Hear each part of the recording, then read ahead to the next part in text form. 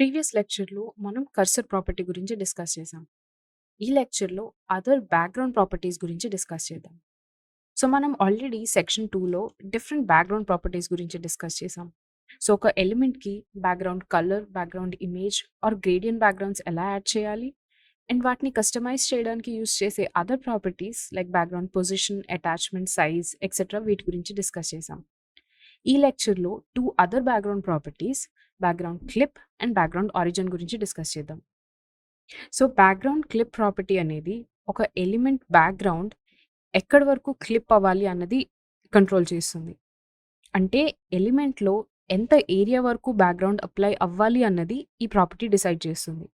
So, దీనికి మనం apply చేసే వాల్యూస్ ఏంటి అంటే, సో, ఇక్కడ నేను రిమైనింగ్ ఎలిమెంట్స్ అన్నీ కూడా కమెంట్ చేసి ఓన్లీ హెడ్డింగ్ 1 యూజ్ చేస్తున్నాను. సో, ఎలిమెంట్ సెలెక్టర్ దీనికి different height let's say 200 pixel, width 200 pixel, border 10 pixel, dotted and gray color, padding 20 pixel and దీనికి some linear gradient. Simple 2 colors, red and blue. There you go. So ఇప్పుడు background clip అనే property use చేసి background hyphen clip దీనికి మనం 3 values provide చేయొచ్చు. ఒకటి border box, padding box, content box and text. Now background clip అనే property use చేసి ఈ ఎలిమెంట్‌కి ఎంత ఏరియా వరకు బ్యాక్గ్రౌండ్ అప్లై చేయాలి అన్నది కంట్రోల్ చేయొచ్చు. సో, 3 డిఫరెంట్ క్లాస్ నేమ్స్ తీసుకుందాం. First one border box, next padding box, content box and text. So, మనకి బ్యాక్గ్రౌండ్ క్లిప్‌కి ఉండే వాల్యూస్ ఈ 4 వాల్యూస్. అంటే background clip border box. So, ఈ క్లాస్ నేమ్ ఎప్పుడైతే మనం h1 ఎలిమెంట్‌కి యాడ్ చేస్తామో, అప్పుడు ఈ బ్యాక్గ్రౌండ్ క్లిప్ బార్డర్ బాక్స్ అనే వాల్యూ దీనికి అప్లై అవుతుంది. సో, h1కి class name border box. So, border box అనేది default value. As you can see మనకి ఎలాంటి చేంజ్ కనిపించలేదు. సో, బార్డర్ బాక్స్ అనేది ఎలిమెంట్ బార్డర్ దగ్గర నుంచి బ్యాక్గ్రౌండ్ అనేది అప్లై చేస్తుంది. So, complete element including the border మనకి కలర్ అప్లై అవుతుంది. బట్ బార్డర్‌కి ఇది నెక్స్ట్ లేయర్‌లో అప్లై చేస్తుంది. అంటే బార్డర్ కిందన మనకి బ్యాక్‌గ్రౌండ్ అప్లై చేస్తుంది. లైక్ ఫర్ ఇన్‌స్టెన్స్ మీరిక్కడ డాటెడ్ బదులు సాలిడ్ లైన్ యూజ్ చేస్తే మీకు ఆ కలర్ అనేది కనిపించదు. ఎందుకంటే బ్యాక్‌గ్రౌండ్ ఎప్పుడు కూడా బార్డర్ కింద అప్లై అవుతుంది. సో, ఆ డిఫరెన్స్ కనిపించడం కోసం మనం డాటెడ్ బార్డర్ యూజ్ చేస్తున్నాం. There you go. సో, ఇది default value. Second value background clip padding box. So, ఇక్కడ క్లాస్ నేమ్ ప్యాడింగ్ బాక్స్‌కి చేంజ్ చేస్తే there you go. Padding box అంటే ఎలిమెంట్ బ్యాక్‌గ్రౌండ్ ప్రాపర్టీ అనేది ప్యాడింగ్ ఎక్కడి నుంచి బిగిన్ అవుతుందో అక్కడి నుంచి అప్లై అవుతుంది. అంటే excluding the border.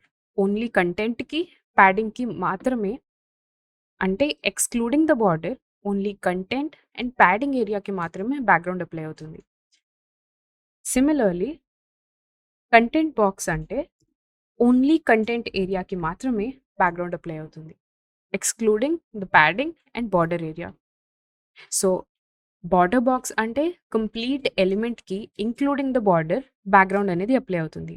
Padding box అంటే only padding area and content ఏరియాకి అప్లై అవుతుంది. కంటెంట్ బాక్స్ అంటే ఓన్లీ కంటెంట్‌కి బ్యాక్‌గ్రౌండ్ ప్రాపర్టీ అనేది అప్లై అవుతుంది.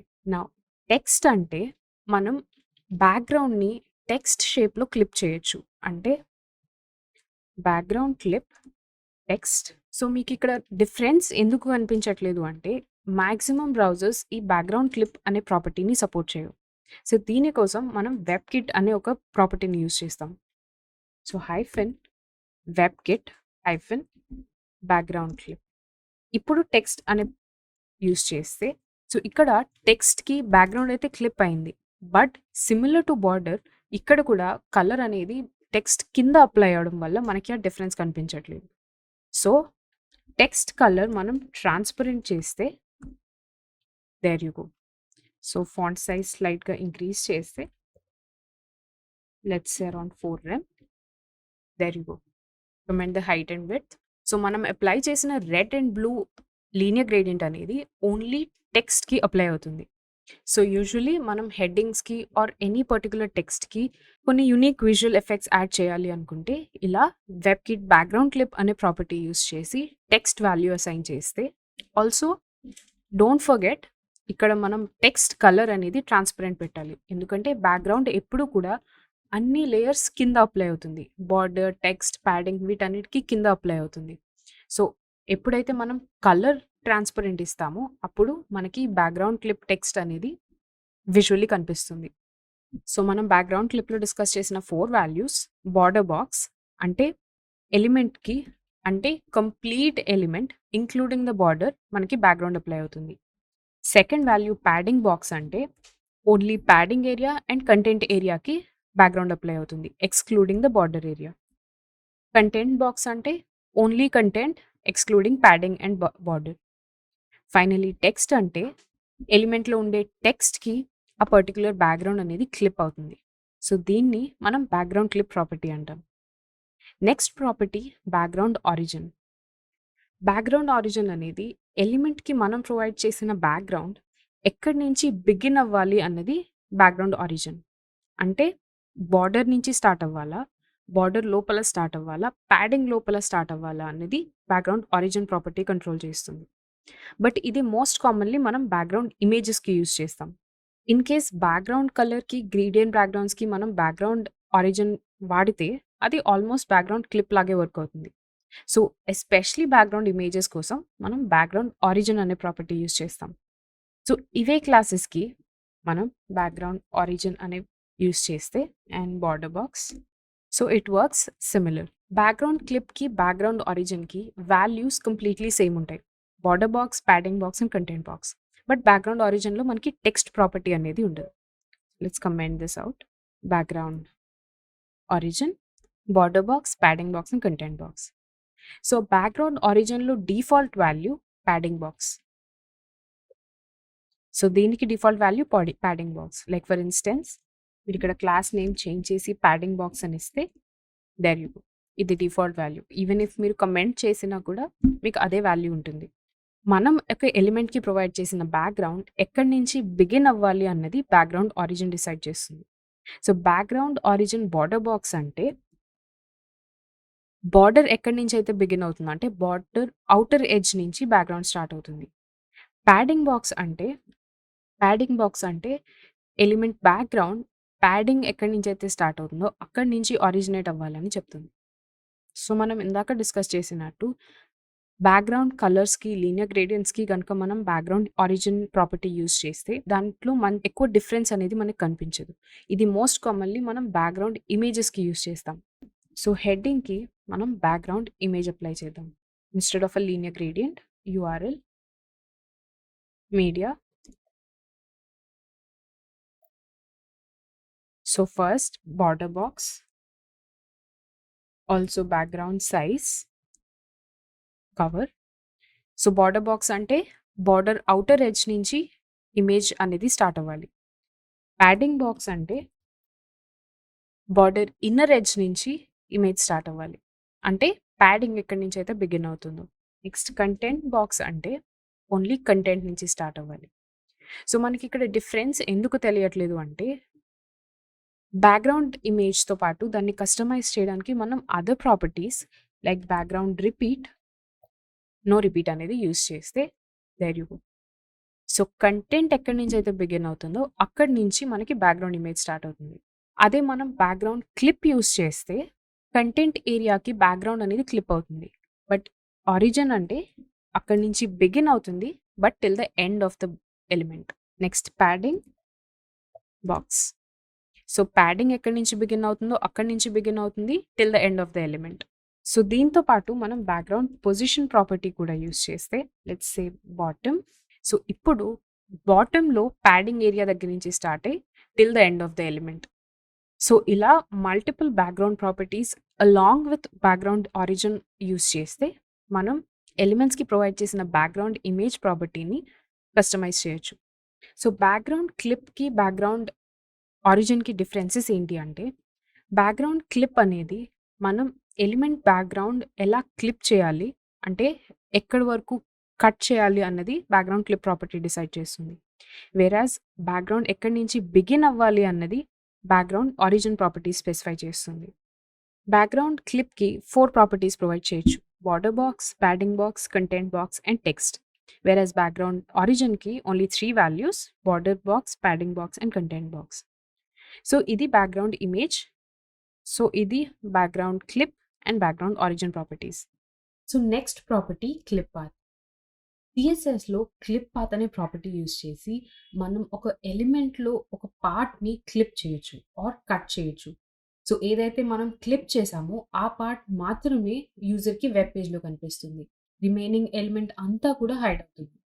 సో యూజువల్లీ మనం ఏ ఎలిమెంట్ యాడ్ చేసినా కూడా వెబ్ పేజ్‌లో అది ఒక రెక్టాంగులర్ ఫార్మాట్‌లో క్రియేట్ అవుతుంది. ఇది డిఫాల్ట్ షేప్. ఈవెన్ ఇఫ్ మనం ఈక్వల్ హైట్ అండ్ విడ్త్ ఇచ్చినా కూడా స్క్వేర్ కూడా ఒక టైప్ ఆఫ్ రెక్టాంగిలే. సో ఏ ఎలిమెంట్ అయినా కూడా ఒక రెక్టాంగులర్ ఫార్మాట్‌లో క్రియేట్ అవుతుంది. బట్ దీన్ని చేంజ్ చేసి మనం ఏమైనా irregular shapes or any desired shape add చేయాలి అంటే మనం ఆ ఎలిమెంట్‌కి క్లిప్ పాత్ ప్రాపర్టీ యూజ్ చేసి మనకి నచ్చిన పాలిగన్‌ని క్రియేట్ చేయొచ్చు. సో ఒక ఎలిమెంట్‌ని క్లిప్ చేయడానికి మనం క్లిప్ పాత్ అనే ప్రాపర్టీని యూజ్ చేస్తాం. So clip -path. సో దీనికి మనం 2 వేస్‌లో వాల్యూస్ ప్రొవైడ్ చేయొచ్చు. Either basic shapes like circle, ellipse, polygon లేదా మనం కస్టమైజ్ చేసి కూడా దీనికి వాల్యూ ప్రొవైడ్ చేయొచ్చు.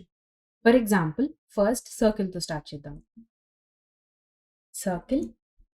సో సర్కిల్ అనే ఫంక్షన్ ప్రొవైడ్ చెయ్యగానే ఆటోమేటిక్‌గా ఆ ఎలిమెంట్ క్లిప్ అయింది చూసారా? సో బై డిఫాల్ట్ ఎలిమెంట్‌లో సెంటర్ పాయింట్ కన్సిడర్ చేసి హాఫ్ ఆఫ్ ద హైట్‌ని రేడియస్ కింద కన్సిడర్ చేసి అది ఎలిమెంట్‌ని క్లిప్ చేసింది. దీన్ని మనం కస్టమైజ్ చేసి మనకి నచ్చిన రేడియస్ ఆల్సో ఈ సెంటర్ ఏదైతే ఉందో సర్కిల్ సెంటర్ దాన్ని కూడా మనం మూవ్ చేయొచ్చు. సో క్లిప్ పాత్ అనే ప్రాపర్టీ ఎలిమెంట్‌లో పర్సెంటేజెస్ వైస్‌గా దాని సెంటర్ పాయింట్‌ని కన్సిడర్ చేస్తుంది. సో మనం ఏ పాయింట్ స్పెసిఫై చేయాలి అన్నా లైక్ సర్కిల్‌కి సెంటర్ పాయింట్ అయినా లేదా ఎలిప్స్‌కి సెంటర్ పాయింట్ అయినా లేదా మనం కస్టమైజ్ చేసుకొని ఒక డిఫరెంట్ పాలిగన్ క్రియేట్ చేయాలన్నా వాటికి ఎడ్జెస్ ఏవైతే ఉన్నాయో ఆర్ కార్నర్స్ ఏవైతే ఉన్నాయో వాటిని పిన్ పాయింట్ చేయడానికి అంటే నాకు ఈ పర్టిక్యులర్ స్పాట్‌లోనే సెంటర్ కావాలి సర్కిల్‌ది అని అనుకున్నప్పుడు ఆ వాల్యూ మనం ఎలా ప్రొవైడ్ చేస్తామంటే దానికి X and Y coordinates provide చేస్తాం. సో అదెలానో చూద్దాం. సో యూజువల్లీ మన ఎలిమెంట్ అనేది రెక్టాంగులర్ షేప్‌లో ఉంటుంది. సో రెక్టాంగులర్ షేప్‌లో మనకి ఈ కార్నర్ ఏదైతే ఉందో అది 0% దగ్గర స్టార్ట్ అయ్యి 100% వరకు స్ట్రెచ్ అవుతుంది. సిమిలర్‌లీ వర్టికల్లీ కూడా 0% నుంచి స్టార్ట్ అయ్యి 100% వరకు వెళ్తుంది. సో ఇది ఒక ఎలిమెంట్. సో ఇన్ కేస్ మనం ఒక పాయింట్ స్పెసిఫై చేయడానికి 0%, 0% అంటే అప్పుడు ఎక్స్ యాక్సిస్‌లో 0% అండ్ వై యాక్సిస్‌లో 0% ఆ రెడ్ సర్కిల్ ఏదైతే ఉందో ఆ పాయింట్ మనకి 0%, 0% అవుతుంది. సో మనం 2 వాల్యూస్ ప్రొవైడ్ చేస్తే దాంట్లో first value x axis, second value y axis. అంటే first value horizontal distance, second value vertical distance. So ఎలిమెంట్‌లో విడ్త్ అండ్ హైట్‌ని కన్సిడర్ చేస్తే 100 pixel wide and 100 pixel high element ఉంటే దాంట్లో 0, 0 అన్నది మనకి starting point of the element. అంటే top left corner అనేది స్టార్టింగ్ పాయింట్ 0%, 0%. నెక్స్ట్ 100% 0% అంటే so horizontally 100% and vertically 0%. Next 0% 100% అంటే horizontally 0 but vertically 100% of the element అంటే బాటమ్ లెఫ్ట్ కార్నర్. సో ఇలా ఏ పాయింట్ దగ్గర మనం క్లిప్ చేద్దాం అనుకుంటున్నామో ఆ పాయింట్స్ మనం క్లిప్ పాత్ ప్రాపర్టీకి ప్రొవైడ్ చేస్తే అది ఆ పాయింట్స్‌ని కన్సిడర్ చేసుకొని రిమైనింగ్ పార్ట్ అంతా క్లిప్ చేస్తుంది. సో అది ఎలానో చూద్దాం.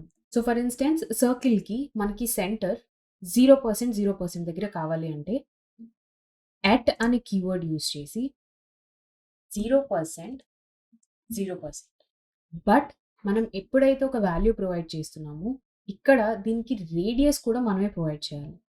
So let's say 50% at 0%, 0%. 0% అంటే టాప్ లెఫ్ట్ కార్నర్ దగ్గర స్టార్ట్ అయ్యి 50% ఆఫ్ ద విడ్త్‌ని రేడియస్ కింద కన్సిడర్ చేసి ఒక సర్కిల్ దగ్గర డ్రా చేయమని అడుగుతున్నాం. సో, ఆ సర్కిల్ ఎక్కడ క్లిప్ అవుతుందో ఆ రిమైనింగ్ పార్ట్ అంతా హైడ్ చేసి ఓన్లీ ఆ క్లిప్డ్ పార్ట్ మనకి వెబ్ పేజ్‌లో డిస్‌ప్లే అవుతుంది. సిమిలర్‌లీ 20% ఓన్లీ 20% ఆఫ్ ద విడ్త్‌ని తీసుకుంటున్నాం. సో, మనం ఇక్కడ ప్రొవైడ్ చేసే విడ్త్ వచ్చేసి ఇక్కడ మనం ప్రొవైడ్ చేసే పర్సెంటేజ్ ఏంటి అంటే టోటల్ విడ్త్‌లో రేడియస్ ఎంత పర్సెంటేజ్ ఉండాలి అని. అంటే ఇక్కడ మనం విడ్త్ ప్రొవైడ్ చేసింది 100%. ఎందుకంటే మనం ఎలాంటి విడ్త్ స్పెసిఫై చేయలేదు. బట్ ఇన్ కేస్ స్పెసిఫై చేస్తే 20% ఆఫ్ 200 పిక్సెల్ విడ్త్ అంటే ఓన్లీ 40 పిక్సెల్ విడ్త్ తీసుకొని 40 పిక్సెల్ రేడియస్ తీసుకొని దాంతో ఒక సర్కిల్ డ్రా చేయమని అడుగుతున్నాం. సో, ఆ part of the element clip చేయమని అడుగుతున్నాం. సో, సెంటర్ 0% దగ్గర తీసుకొని 40 పిక్సెల్ రేడియస్‌తో మనం ఒక సర్కిల్‌ని క్లిప్ చేస్తున్నాం. సిమిలర్‌లీ 50% అంటే 100 పిక్సెల్ రేడియస్ కన్సిడర్ చేస్తుంది. సో, ఇది సర్కిల్. సిమిలర్‌లీ మనం ఎలిప్స్ ప్రొవైడ్ చేయొచ్చు. ఎలిప్స్ అంటే different height and width provide చేస్తాం. సో, సర్కిల్ అంటే మొత్తం సర్కిల్ అంతా ఒకటే రేడియస్ ఉంటుంది. So, horizontal distance, vertical distance, diagonal అంతా కూడా సేమ్ రేడియస్ ఉంటుంది. బట్ ఎలిప్స్ అంటే horizontal and vertical distance different ఉంటాయి. సో, ఇక్కడ ఎలిప్స్ అని స్పెసిఫై చేస్తే బై డిఫాల్ట్ ఇది సర్కిల్ కింద కన్సిడర్ అవుతుంది. ఇప్పుడు దీనికి మనం different height and width provide చేయొచ్చు. So, 50% and 25%. So, 50% horizontal distance and 25% vertical distance. అంటే మనం ఫస్ట్ ప్రొవైడ్ చేసే వాల్యూ ఎప్పుడు కూడా ఎక్స్ యాక్సిసే ఉంటుంది. సెకండ్ ప్రొవైడ్ చేసేది ఎప్పుడు కూడా వై యాక్సిస్‌లోనే ఉంటుంది. ఇది ఏ ప్రాపర్టీకైనా ఇలానే వర్క్ అవుతుంది. So, first property 50% of X axis అంటే 50% of the width which is 100 pixel. So, horizontal distance అనేది 100 pixel from the centre. Next vertical distance 25% అంటే 25% ఆఫ్ 200 పిక్సెల్ అంటే 50 పిక్సెల్ హారిజాంటల్ హైట్. సో, ఇప్పుడు ఈ ఎలిప్స్‌కి horizontal is 100 pixel and vertical is 50 pixel radius. So, ఇది సర్కిల్‌కి, ఎలిప్స్‌కి difference. Circle అంటే అన్ని డైరెక్షన్స్‌లో సేమ్ రేడియస్ ఉంటుంది. బట్ ఎలిప్స్ అంటే హారిజాంటల్ అండ్ వర్టికల్ డైరెక్షన్స్‌లో డిఫరెంట్ రేడియస్ ఉంటుంది. సో, దీన్ని ఇన్వర్స్ కూడా చేయొచ్చు మనం. 25% and 50%. There you go. So, 25% of the width and 50% of the height రేడియస్‌తో ఎలిప్స్ ఫార్మ్ అయింది. సో, సర్కిల్ అండ్ ఎలిప్స్ అనేవి బేసిక్ షేప్స్. దీనికి మనం పాలిగన్ కూడా అప్లై చేయొచ్చు. పాలిగన్. సో, మనం ఎప్పుడైతే పాలిగన్ అప్లై చేస్తున్నామో దానికి అట్‌లీస్ట్ 3 పాయింట్స్ మనం స్పెసిఫై చేయాలి. సో మీకు ఈ పర్సెంటేజ్ వాల్యూస్ అర్థమై ఉంటుంది కదా! సో, 0% 100% అంటే బాటమ్ లెఫ్ట్ కార్నర్. సిమిలర్‌లీ 100% 100% అంటే 100% horizontally and 100% vertically. So, bottom right corner అనేది. సో, ఇన్ కేస్ మనం ఒక రెక్టాంగిల్‌లో క్లిప్ చేయాలి అనుకుంటే ఈ వాల్యూస్ ప్రొవైడ్ చేస్తే అది రెక్టాంగులర్ ఏరియాలో క్లిప్ అవుతుంది. బట్ ఇది already default value. In case మనం ఏవైనా ఒక specific point within the element specify చేయాలి అంటే ఫర్ ఇన్స్టెన్స్ 50% అని ఇస్తే అది ఎగ్జాక్ట్లీ ఎలిమెంట్ సెంటర్‌ని కన్సిడర్ చేస్తుంది. ఆర్ 0% 50% అని ఇస్తే లెఫ్ట్ ఎడ్జ్‌లో సెంటర్ పాయింట్‌ని కన్సిడర్ చేస్తుంది. లెఫ్ట్ ఎడ్జ్‌లో సెంటర్ పాయింట్‌ని కన్సిడర్ చేస్తుంది. సో, మనం పాలిగన్ అని ప్రొవైడ్ చేసినప్పుడు మినిమమ్ 3 పాయింట్స్ ప్రొవైడ్ చేయాలి. సే ఫర్ ఇన్స్టెన్స్ నేను ఒక ట్రయాంగిల్ క్రియేట్ చేద్దాం అనుకుంటున్నాను. సో, స్టార్టింగ్ విత్ ఈ కార్నర్ 1, 2, 3.